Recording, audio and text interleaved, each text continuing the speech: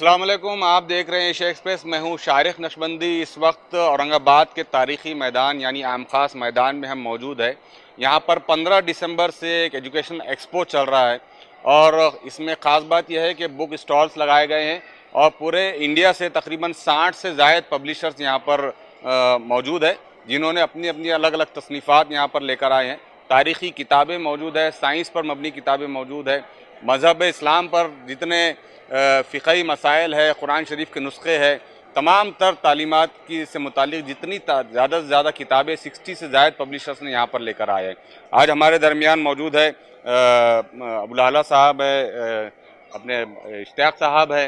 ये तमाम लोग आए हैं, दिल्ली से कोई आया है, लखनऊ से कोई आया है, हैदराबाद से कोई आया है। आइए जानने की कोशिश करते हैं कि औरंगाबाद में इनका तजुर्बा कैसा रहा।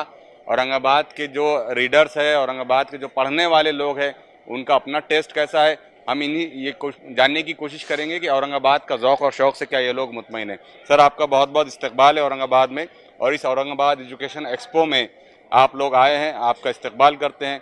कैसा तजुर्बा रहा? पिछले 15 तारीख से आप औरंगाबाद में हैं, क्या कहना चाहेंगे आप? बहुत बहुत शुक्रिया।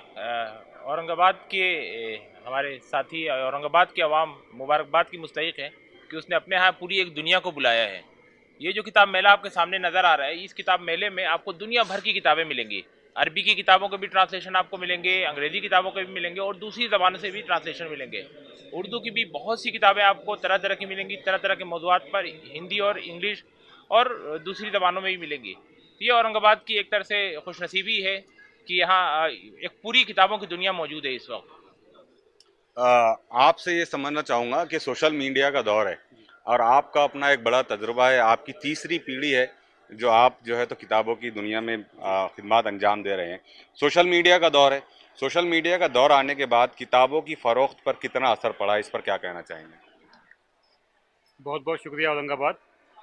और ये 7 दिन का जो एक्सपो है, ये अभी तक मैं उस ताल्लुक़ से बात करूंगा जो लोग नहीं है यहाँ पे आए हैं अभी, और बाकी जो आपका सवाल है उसका जवाब मैं बाद में दूंगा। मैं आपको अहलियान औरंगाबाद से ये गुजारिश है कि वो लोग यहाँ पे आएँ और ये देखें कि हम इतनी कितनी कीमती और ऐसी किताबें लेके यहाँ पे आए हैं ताकि वो उससे फ़ायदा उठाएं। लेकिन अभी तक जो सिर्फ 2 दिन बचे हैं उसके अंदर, और मेरे को नहीं लगता कि हमारे को जो बिज़नेस चाहिए था वो नहीं मिला है अभी तक, और हम काफ़ी लॉस में हैं इसमें।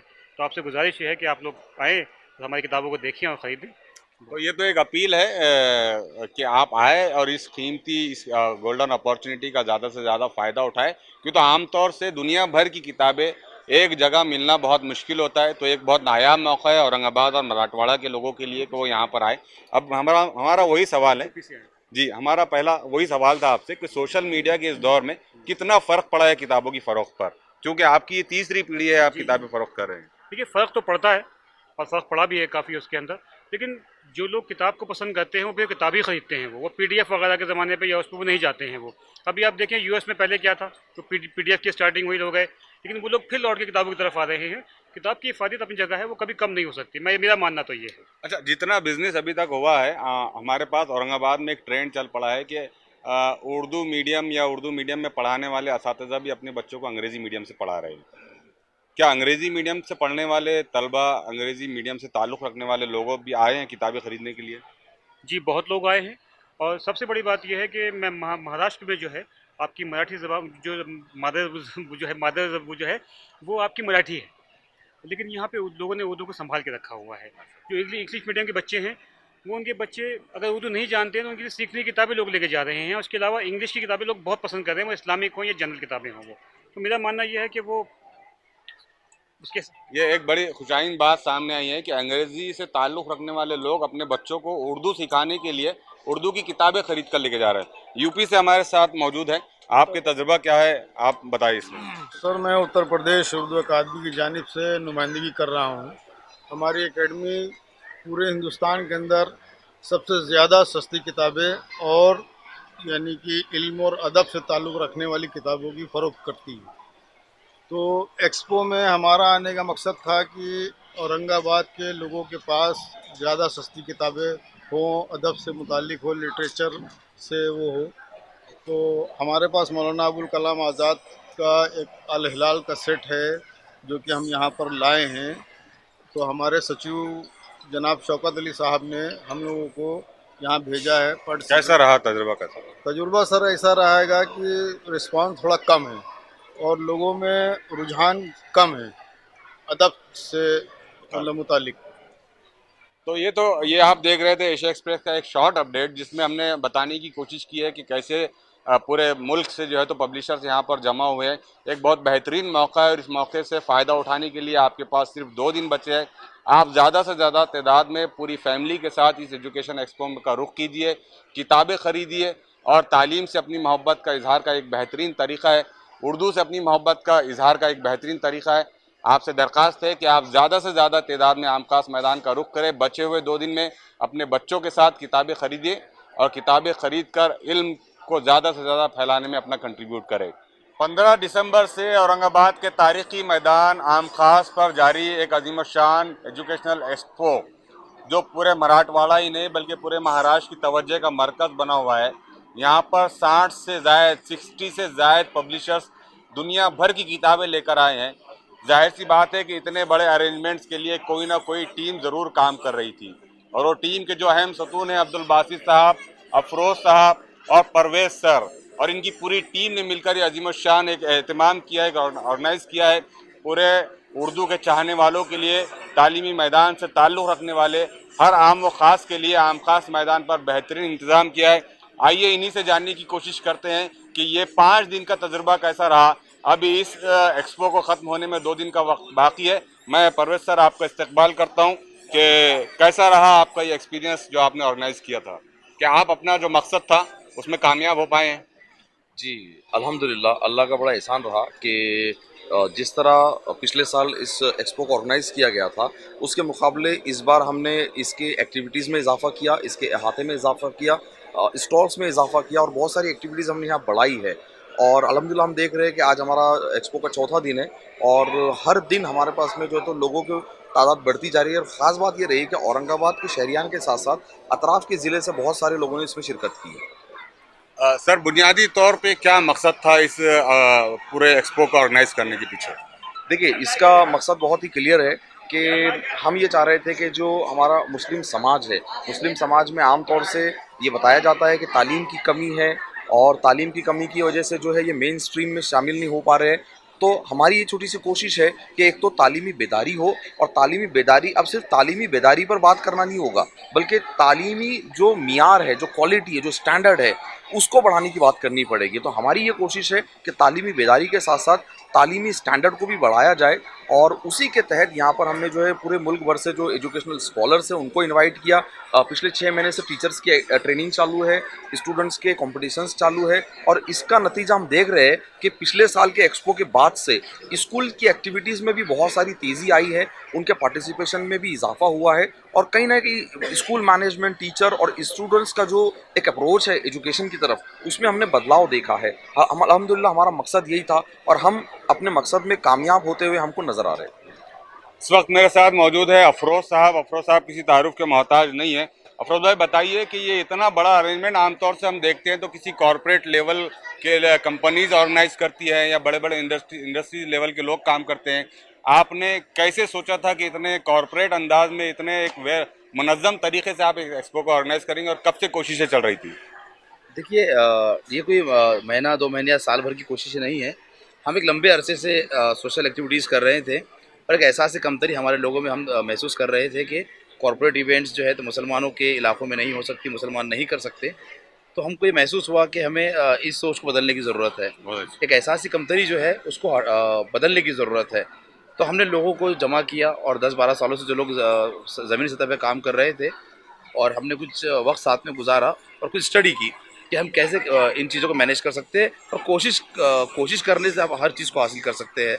कुरान भी कहता है कि आपने जिसमें कोशिश की आपने पा लिया, मंजदा वजदा, कि आपने अगर कोशिश की, जिसने कोशिश की उसने पा लिया। तो हमने कोशिशें की, हमने डिज़ाइन बनाया, हमने मैप बनाया, हमने क्या क्या चीज़ों की ज़रूरत इसको पड़ सकती है उन सभी चीज़ों के ऊपर कोशिशें की और अल्हम्दुलिल्लाह हम सबको एक जगह लाने में कामयाब हुए। किस किस किस्म के स्टॉल्स को यहाँ पर जगह दी गई है? कौन कौन से सेक्शंस को आपने समाज के कौन कौन से सेक्शंस को कवर करने की कोशिश की? देखिए, सबसे पहले तो मैं बता दूं कि यहाँ पर हमारे पास 5 सेक्टर्स काम कर रहे हैं। तो सबसे पहला हमारा है उर्दू किताब मेला, जिसमें 14 स्टेट से जो है तो 60 से ज़्यादा पब्लिशर्स यहाँ पर आए हुए हैं। दूसरा सेक्टर हमारा एजुकेशनल कमर्शियल्स है, जो हम बात कर रहे थे एहसास कमतरी की। और एक जो नज़रिया था उन लोगों का हमारी तरफ देखने का या हमारे इलाके में आने का, आज हमारे पास दिल्ली, मुंबई, बेंगलोर, पुणे, केरला ऐसी जगह से जो हैं तो नामचीन एजुकेशनल इंस्टीट्यूट्स आए हुए हैं। तो ये दूसरा हमारा सेक्टर है एजुकेशनल कमर्शियल। ये तो हो गए कोचिंग इंस्टीट्यूट। इसके अलावा जो एजुकेशनल कमर्शियल्स होते हैं, जो इक्विपमेंट्स बनाती है कंपनियाँ, वो ऐसी कंपनी हमारे पास यहाँ पर मौजूद है जो कि ऑल ओवर इंडिया से आई हुई है। ये हमारा दूसरा सेक्टर। तीसरा हमारा सेक्टर है बैतुल हिकमा, हाउस ऑफ विजडम, जहाँ पर दिन में डेली कम से कम 3 सेशंस हो रहे हैं अलग अलग टॉपिक्स के ऊपर, जिसमें पैनल डिस्कशन होता है और ऐसे साइंस फेयर वहाँ पर हो रहा है, कॉम्पिटिशन्स वहाँ पर हो रहे हैं। चौथा सेक्टर हमारा है मॉडर्न साइंस एंड कुरान, कि वो दुनिया जाने, हमारे लोग भी जाने कि कुरान की बताई हुई चीज़ों के ऊपर क्या क्या दुनिया में इजाज़त हुई है, तो वो हमारे स्टूडेंट समझे, हमारे जो बुजुर्ग वो भी समझे जो उससे वाकिफ़ नहीं है। उसके लिए हमने हाउस ऑफ विजडम बनाया है। हमारा पांचवा सेक्टर है ओपन स्टेज। ओपन स्टेज के ऊपर हम हिंदुस्तान भर के जो नामचीन शख्सियत है, स्कॉलर्स है, हम उनको यहाँ पर बुला रहे हैं और इवनिंग में उनका सेशन होता है और वो मोटिवेशनल स्पीकिंग वहाँ पर होती है और बड़ी तादाद में वहाँ पर parents, students, teacher, school management सब शामिल हो रहे हैं। तो हमारे 5 इंपॉर्टेंट सेक्टर थे, हमने इसमें कवर किए हैं। फन जोन और फूड जोन भी यहाँ बनाया गया है। फन जोन और फूड जोन हमने यहाँ पर ये रखा है कि जब पेरेंट्स, कई लोग शिकायत करते हैं कि एजुकेशन में उसकी ज़रूरत क्या है। असल में होता यह है कि दिन भर में तो स्टूडेंट्स की एक्टिविटी हो रही है, लेकिन इवनिंग में पेरेंट्स की कोचिंग होती है, पेरेंट्स की ट्रेनिंग होती है, पेरेंट्स के लिए मोटिवेशन सेशन होते हैं कि आप परवरिश, तरबियत, तालीम की अहमियत। तो अगर छोटे बच्चे उनके साथ में बैठते हैं तो वो ज़्यादा वक्त नहीं दे पाएंगे। 3 घंटे का सेशन होता है। आखिरी 2 दिन बचे हैं, जिसमें क्या आप अपील करना चाहेंगे शहरियान से? मैं शहरियान से अपील करना चाहूँगा कि आपके घर में छोटे बच्चे हो या ना हो, आप मिडिल एज में हो या आप ओल्ड एज में हो, यहाँ पर हर किसी के लिए कुछ ना कुछ हमने रखा है कि सीखने की कोई उम्र नहीं होती, आप हर उम्र में सीख सकते हैं। और ख़ास तौर पर किताबें, हमने जब ये बुक फेयर का अनाउंसमेंट किया था, हमने तब एक लाइन इसके साथ में हमने टाइटल दिया था कि किताबों से मोहब्बत की आखिरी सदी है। मोहब्बत की आखिरी सदी है, तो किताबों से जुड़िए, तालीम से जुड़िए और यही वो रोशन मुस्तकबिल का रास्ता है। इंशाअल्लाह हम ये दावा नहीं करते कि यहाँ पे आने वाला हर स्टूडेंट, यहाँ पर आने वाले हर पेरेंट्स, उनके बच्चे डॉक्टर, इंजीनियर बनेंगे, लेकिन इस चीज़ की हम गारंटी देते हैं कि इस एक्सपो में शामिल होकर, हमसे जुड़कर इंशाअल्लाह हम कम से कम उनको एक महज़ब इंसान, एक जिम्मेदार शहरी बनाने की हम कोशिश कर रहे हैं। इसकी हम गारंटी ले सकते हैं। तो ये थे मेरे साथ इस शानदार और तारीखी औरंगाबाद एजुकेशनल एक्सपो के जिम्मेदारान अफरोज़ साहब, परवेज़ साहब और अब्दुल बासित साहब। अरेंजमेंट में कहीं ना कहीं मसरूफ़ है। सर, बहुत बहुत मुबारकबाद, आपने बहुत शानदार और एक तारीखी काम किया है। इसका बुनियादी तौर पर मकसद इन लोगों का यही था कि हम कैसे अपनी कम्युनिटी को उस एहसास से कमतरी से बाहर निकालें कि आप भी इस दुनिया में रहते हुए कुछ ना कुछ कर सकते हैं। आप भी कॉरपोरेट लेवल की तरह बड़े बड़े एग्जीबिशंस ऑर्गेनाइज कर सकते हैं। आप भी अपने नौजवानों को एक खुले प्लेटफॉर्म पर मौका देकर उनके अंदर की छुपी हुई सलाहियतों को उजागर कर सकते हैं। और हम उम्मीद करते हैं कि इतने बड़े सेटअप के बाद और इन तमाम एक्टिविटीज़ के बाद कहीं ना कहीं ऑर्गेनाइजर्स अपने मकसद में ज़रूर कामयाब होंगे। औरंगाबाद वालों से आखिर में जाते जाते यही दरख्वास्त है कि आइए, आखिरी के 2 दिन बचे हैं और सदियों और इस सदी में किताबों से मोहब्बत वाला जो बात है उसको और आगे ले जाइए, अगली सदी तक ले जाइए, ताकि आने वाली नस्लें किताबों से मोहब्बत करना, किताबों को पढ़ना और उस पर अमल करना सीखे। मसलों का हल, आम मसलों का हल, आम मसलों का हल, आम मसलों का हल।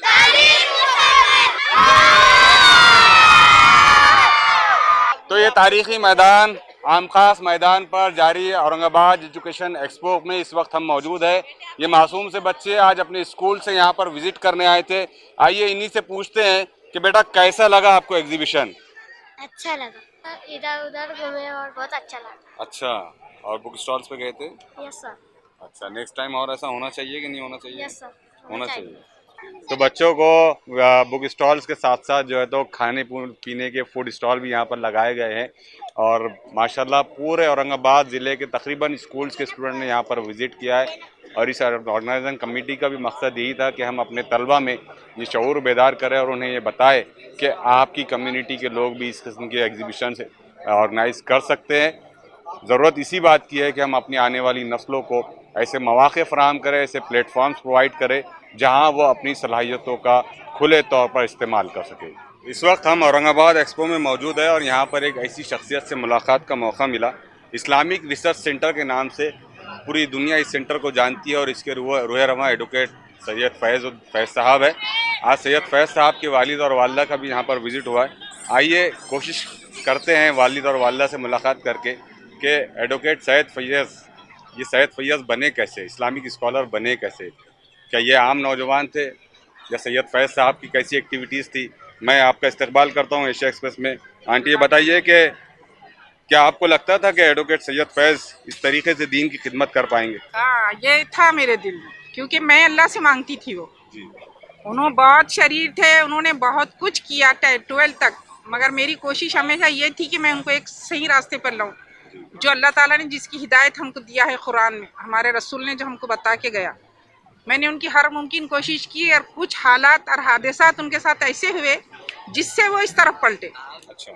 मैं उनको हमेशा कुरान के बारे में बोलती थी तो वो इजी लेते थे, मगर इस एक जगह ऐसा हुआ कि कॉलेज में उनसे कुछ लोगों ने आके कुरान के बारे में जब पूछा तो उनको जवाब देना नहीं आया, तो उनको बहुत शर्मिंदगी हुई थी और उन्होंने आके मुझसे कहा था जो चीज़ आप मुझे बताते मैं वो नहीं पढ़ता तो आज मुझे शर्मिंदा होना पड़ा।